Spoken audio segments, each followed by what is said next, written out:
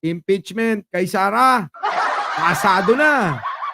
Nakikitang posibleng basihan ang pinuno ng House Committee on Good Government and Public Accountability para masampahan ng reklamong impeachment si Vice President Sara Duterte. Ayon kay Committee Chair Representative Joel Chua, partikular dito ang mga usapin sa 16 million confidential funds na ginastos para sa pag-upa sa safe houses noong 2022. Nako, isa yan. Paano na to, mga kababayan? Nako. Sige, tuloy. At ang 15 million confidential funds na inilaan naman sa Youth Leadership Summit sa AFP noong 2023. Nako, na hindi naman ina-acknowledge ng AFP yan. Ibig sabihin, nagamit pa ang AFP para dito sa pangungurakot ng Vice Presidente nyo. Nasaan na yung mga ano rito? Skyran, ano? Ito, Skyran, makinig ka, ha? Pambira, yung utak.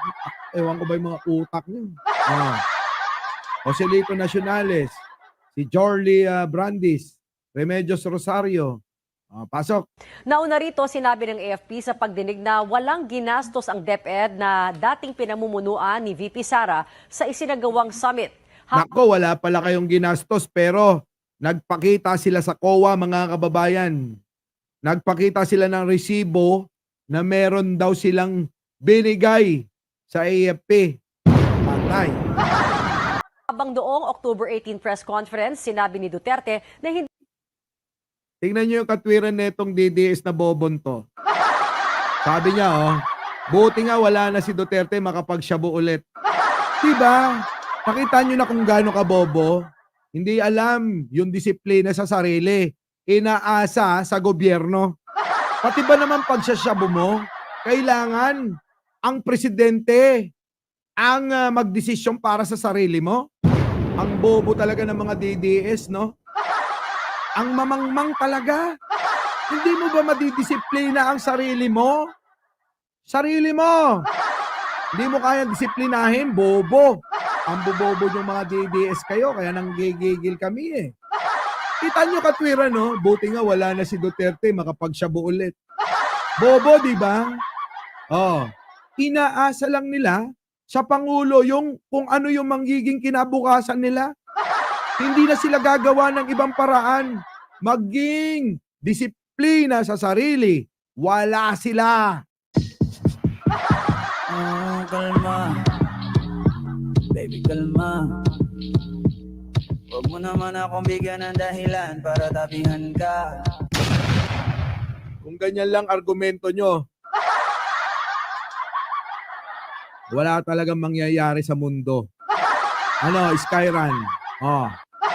Ano masasabi mo? Putik na yan. Hindi mo kayang disiplinahin sarili mo? Hindi mo ba kaya magpigil? Putik na yan. Eto si Sara, parang ito. Hindi kayang pigilin ang mga sinasabi niya. Kaya ngayon, mga kababayan, nakikita ko rito, mas gusto ng Kongreso na dumalo at magpaliwanag si Sara nyo. Bakit? Kasi habang nagsasalita ito, nakikita ang kabubuhan nito. Tuloy. noong 2023. Nauna rito, sinabi ng AFP sa pagdinig na walang ginastos ang DepEd na dating pinamumunuan ni VP Sara sa isinagawang summit. Habang doong October 18 press conference, sinabi ni Duterte na hindi nakakagulat na gumastos ng 16 na milyong piso para sa pagrenta ng safe houses sa loob ng 11 araw. Nako po, 11 araw, napakaraming pera. Sa kabila nito, nilinaw ni Chua na kung dadalo si Duterte at tauhan nito sa pagdinig para sagutin ang mga alegasyon. Ayan, kita nyo. Kung dadalo ka daw, Sara Duterte, at yung mga tauhan mo, nakaramihan dyan, nagretiro na, nagresign na. Iniwan ka na. Hindi ka mai-impeach basta dumalo ka at ipaliwanag mo ng maayos sa mga Pilipino, sa mga tao at sa Kongreso kung saan mo dinala yung mga limpak-limpak na salapi na pag-aari ng mga mamayang Pilipino. Tuloy. Para sa pagrenta ng safe houses sa loob ng 11 araw. Sa kabila nito, nilinaw ni Chua na kung dadalo si Duterte at nilinaw ni Chua Kung dadalo to si Duterte na si Sara, ano mangyayari? Ayan malinaw Tauhan ito sa pagdinig para sagutin ang mga alegasyon. At mga tauhan nito para sa pagdinig, para sagutin ang mga aligasyon. Elizabeth Andal, late ka na. Nilo Antonio, sa lahat mo ng mga bagong dating. Ano? Ano mangyayari? Posibleng hindi na nila umano itulak ang pagsusulong ng reklamong impeachment. Sara, yan may kondisyon pa. Binigyan ka pa ng partida. Diba, Aeromed? Binigyan pa ng partida, Sara, simple lang para hindi ka ma-impeach, Dumalo ka lang, paliwanag mo na mabuti kung saan mo dinala yung, Sara, pera ng taong bayan. Yun lang, okay na. Para naman hindi ka ma-impeach, Pero alam niyo mga kababayan kasi, meron kayong hindi nakikita rito. Si Sara, mas gusto ng mga kongresista na magsalita ito. Di nyo ba napansin, mula nang ito nagsasalita at nagbubunga nga, yun, napatunayan ang kabobohan nito. Diba? Ganito ang mga DDS, manang-mana sa mga amo. Diba, Anita Subido? Oy, Skyran, diyan ka lang Kailangan namin ng bobo rito, panggulo. Oo. Hindi masaya ang laro. Pag walang panggulo, tandaan mo. Tuloy, Sara. Ayan may partida na. May partida ka na, Sara. Para hindi ka magpuputak na ikaw ay inimpeach, dumalo ka na lang. At iyon naman ay iyong obligasyon na ipalawanag sa taong bayan kung saan mo nga dinala ang sandamakmak na kwarta. Diba? Initially, nung binuksan po namin ito, ang purpose naman po nito is in aid of legislation. But in the course of the hearing, kagaya po nung last hearing, may mga dalawa pong bagay na medyo nakikita po natin na hindi nila maipaliwanag ng maayos. Yan dalawang bagay na hindi maipaliwanag. Yan yung ipapaliwanag mo, Sara. Kung kayo, mga DDS na mga bobot mangmang dito, tawagan nyo na si Sara Duterte. Sabihin na ninyo, ipaliwanag ng husto lahat yung mga tanong at yung mga resibo na hindi mo alam kung kanino galing o sa rekto. Diba? Ang sa akin lang naman po dyan, siguro mas maganda po, instead na magbintang po sila, bakit hindi po nila sagutin? Yan na nga. Walang ginagawa kasi yung kampo ni Sara at yung mga bobong DDS kung hindi magbintang na tinatrabaho, ganyan. Napaka proseso naman nung ginagawa kay Sara. Diba? Nasa proseso. Bakit? Kailangan lang ni Sara sagutin yung mga irregularidad na paggamit ng pondo niya. Na hanggang sa ngayon mga kababayan, hindi pa rin nasasagot. Diba? Ng mga tanga. Saan pa kayo? Eto pa mga kababayan. Kaya etong si Sara, pag yan hindi dumalo, delikado na.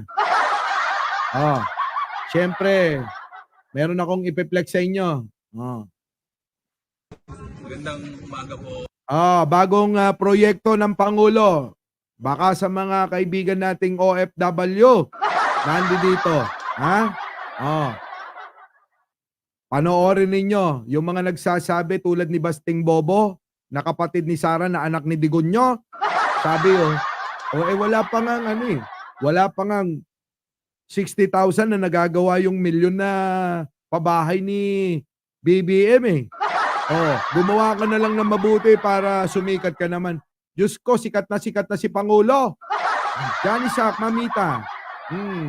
Eto na, mga kababayan. Sa inyo po, RM, sa mga OFW, sa mga wala pang bahay, eto na yung pagkakataon ninyo. Jing Kohi, Oy, mag-like naman daw kayo. Kayo naman Call me Hana, nag-like ka na ba?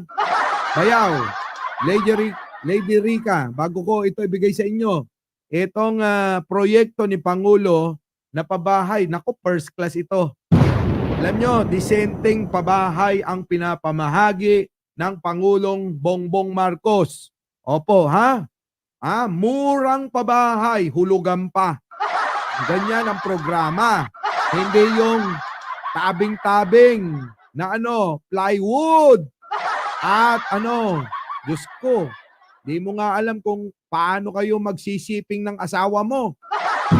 Bakit? Nasisilipan kayo. Di ba? Eto na mga kababayan, para sa inyo to, ha? Magandang umaga po mga kababayan at nandito tayo sa site kung saan tayo yung condo pabahay ni Pangulong Bongbong. Pasok tayo, tingnan rin yung model situation niya o yung model house niya.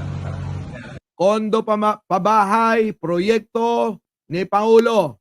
Mga kababayan, para sa inyo, mga Pilipino. Sige, pakita mo na. So ganito siya, no?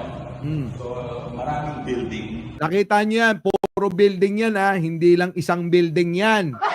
Kung ano yung kinaroroonan nito. Ayan, puro building. Yan, lakihan ko. Yan, to.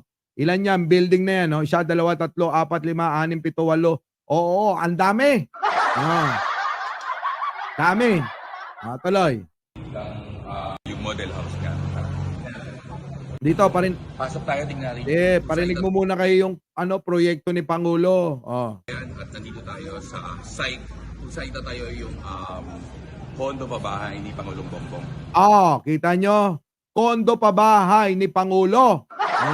Pasok tayo, tingnan rin yung model situation niya o yung model house niya. Malamang yung mga DDS pa nag-uunahan dyan. Sigurado ko. Diba? Mga DDS nag-uunahan dyan. Nag-uunahan dyan, sigurado ko. So ganito siya, no? So maraming building. Maraming building doon sa site. So makita mo, ganyan siya. Ang ganda, grabe, Ang daming building sa 2, 3, 4, 5, 6, 7, 8, 9, 10, 11, 12, 13, 14, 15, 16, 17, 18, 19, 20, 23. Nako! Sobra 40. It's really a condo style living, no?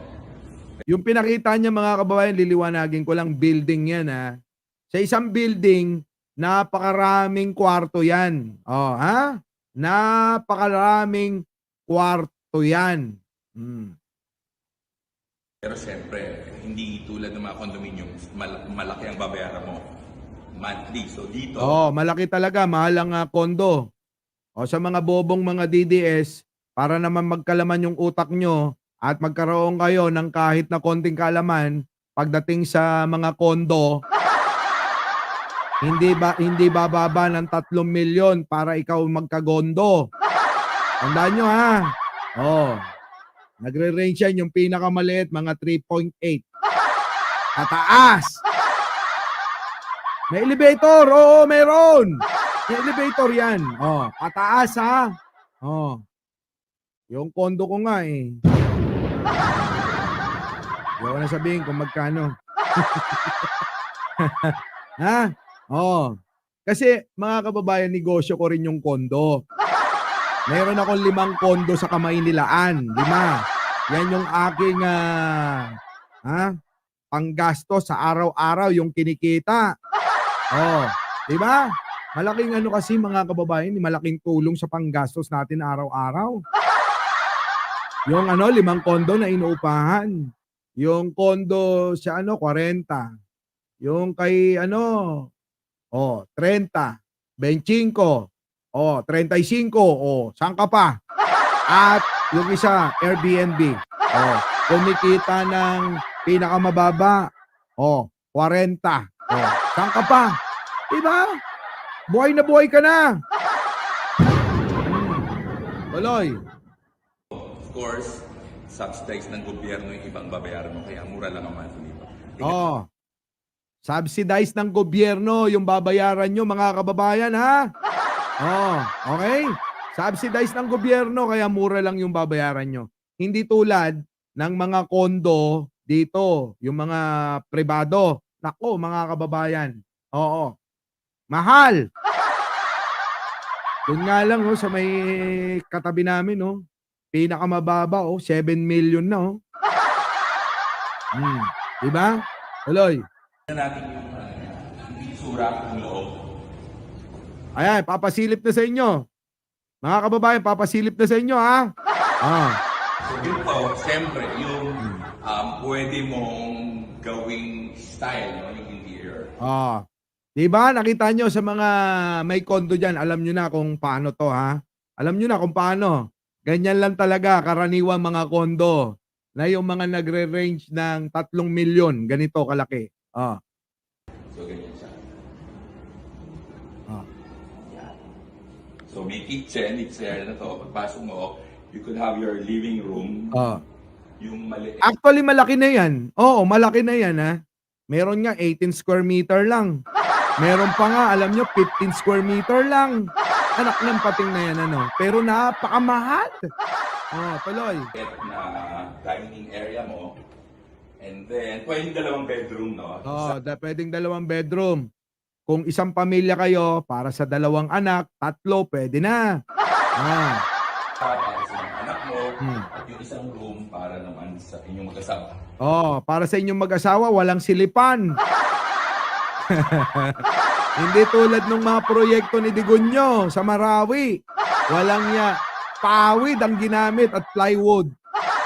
Kaya ayun, kita nyo, walang napakinabangan.